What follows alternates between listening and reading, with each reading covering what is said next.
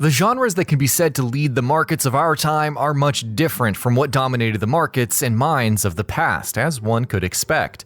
One such highly popular name back then was that of Rayman from Ubisoft. Ubisoft's brand at this point is so far beyond Rayman that it eclipses the character itself. But who is this mysterious character, and what kind of games did he lead? We'll explore more about Rayman in our video. The first Rayman game was released in 1995 across several platforms, notably including the first PlayStation and the Sega Saturn, though it was originally developed for the Atari Jaguar at the inception of the game's development process. It introduced us to Rayman, with an unmistakable design in large part for how outlandish it is. Rayman has no limbs. He wears a red bandana not across his head, but around the part where his neck should end, if he had one. He has a purple midsection for his body, which contrasts with the brightly colored extremities that he has elsewhere as part of his design, including his yellow shoes, white gloves for his hands, and his intense and playful hairstyle. He was designed by Michel Ansell of Ubisoft, with the Rayman franchise being a significant reason for his name in gaming and within the company. His combat abilities, design, and even origin story can differ between Rayman games, but somehow he is still easily recognizable. As for the first Rayman game, it is a colorful 2D platformer known largely for two key things: its surrealism in design and its absolutely punishing difficulty. That surreal and bizarre aesthetic, often colored by a comedic and lighthearted tone, is a reoccurring trend within Rayman games. Nevertheless, Rayman's adventure across 6 worlds to defeat the villain Mr. Dark was a successful debut for the character, not necessarily strictly for critical review, scores, or for commercial success, though the game's original release can boast good metrics either way, but for its enduring legacy as a game in itself. It has later found its way onto other platforms, including the Game Boy Advance and on iOS and Android.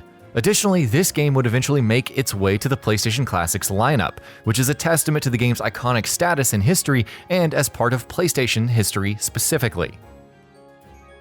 Next would be Rayman II, which would be significant as it marked the franchise's debut venture into 3D platforming, though this was not originally the plan for the game, as it was going to be a 2D platformer at first.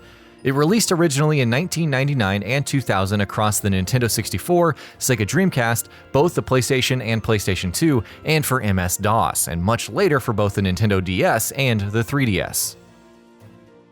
As with the first game, Rayman can gain more abilities as he progresses through the game, and level progression is such that Rayman sequentially unlocks levels, with the levels themselves having a mostly linear and straightforward design.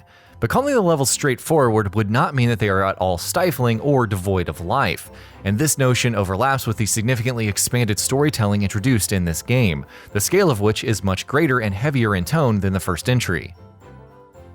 Following this title is Rayman III in 2003, which launched on all 6th generation consoles along with the Game Boy Advance, and later onto the PlayStation 3 and the Xbox 360 in 2012. Rayman, instead of finding permanent upgrades to his abilities, would be able to access one of 5 different power-ups available for a limited amount of time. Rayman 3 turned away from the more heavy tone of the second game for something lighter and comedic. Interestingly, this game would be different between platforms, with the handheld versions playing as 2D platformers while the other releases were 3D platformers, as is the case in comparing the Game Boy Color version of the second game to the other releases. Rayman 3 was followed up by Rayman Hoodlum's Revenge for the Game Boy Advance, the first isometric platformer game in the series, and continuing the franchise directly after the plot events of the third game.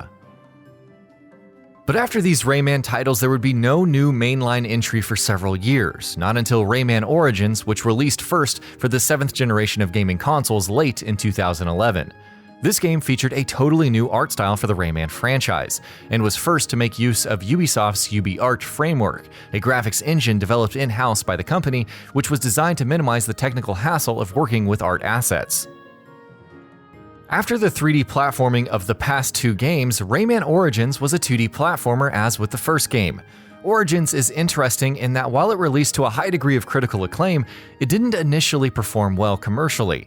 After Origins is Rayman Legends, initially releasing for the PS3, Xbox 360, Wii U, and PC, with releases on the 8th generation of consoles following suit later. Once again incorporating the UbiArt framework engine, Legends' launch was similar to Origins in that the game released a positive critical reception, but to limited success commercially, with Ubisoft both commenting sometime after both games' releases that these titles were later selling in such a way as to meet with the company's expectations. Between the release of Rayman III and Rayman Origins, the Rayman franchise was host to a series of spin-off games featuring the Raving Rabbids. The Rabbids, while not as popular now as they were in the past few years, are still easily recognizable because of their silly and mischievous character, simple and crazed design, and jerky mannerisms. They became so popular such that the franchise now exists separately from the Rayman franchise, and this popularity is also in large part due to the Rabbids games frequently making nods to Western popular culture. The Rabbids got their start in 3 minigame-centric party games featuring Rayman as the protagonist. First is Rayman Raving Rabbids, the origin of which began with the idea of a great invasion of bunnies who would later become the Rabbids that Rayman had to fight against. And while at first this title would start as a platformer Rayman game, it later evolved directly into the party game that is Rayman Raving Rabbids. The sequel to that game, Rayman Raving Rabbids 2, allowed for character customization and placed more focus on multiplayer gameplay, in a manner not seen in the first game. The last of the Rabbids games to feature Rayman, Rayman Raving Rabbids TV Party, was themed around the idea of TV stations being hijacked by the Rabbids. The Rabbids franchise has historically sold very well, including games beyond the Rabbids titles that featured Rayman, despite these first 3 games generally rating lower compared to the Rayman franchise titles. Beyond these titles, Rayman has featured in a handful of other non-platformer-based spin-off games, including the party game Rayman M and the later separately released game Rayman Rush based off the racing segments of Rayman M. Besides these are a handful of mobile platform titles, which have been developed and released since 2003, though Rayman Adventures marking the last mobile platform title for the franchise. With the positive reception to the Rayman franchise, and a pretty clear demand for another Rayman title in gaming communities, one has to ask, where is Rayman 4? Considering the origin of the first Raving Rabbids game, it's clear that Ubisoft has toyed around with Rayman 4 in the past. Michel Ansell, who designed the Rayman character, has been actively involved in the development of most Rayman games, has directly stated that he wants to bring back Rayman for a 4th Rayman game, tracing back to an Instagram post made back in 2017.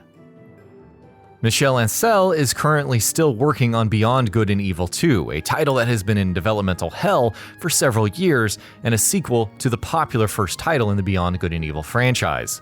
Additionally, Ansell is working on an open-world adventure game called Wild, being developed by an independent studio that he founded, so Ansell likely has his hands full for now. These points aside, Ansell has rather directly stated that he is displeased with what he thinks is the current dormant state of the Rayman franchise, and in his Instagram post would seem to openly invite fans to show support for the idea of a 4th game. It's great to have an important figure in the company openly advocating for a 4th Rayman game, but it's anybody's guess as to what's actually happening with such a project. For his positive statement, it's not certain that Ansell can affect the development of a 4th Rayman game on his own.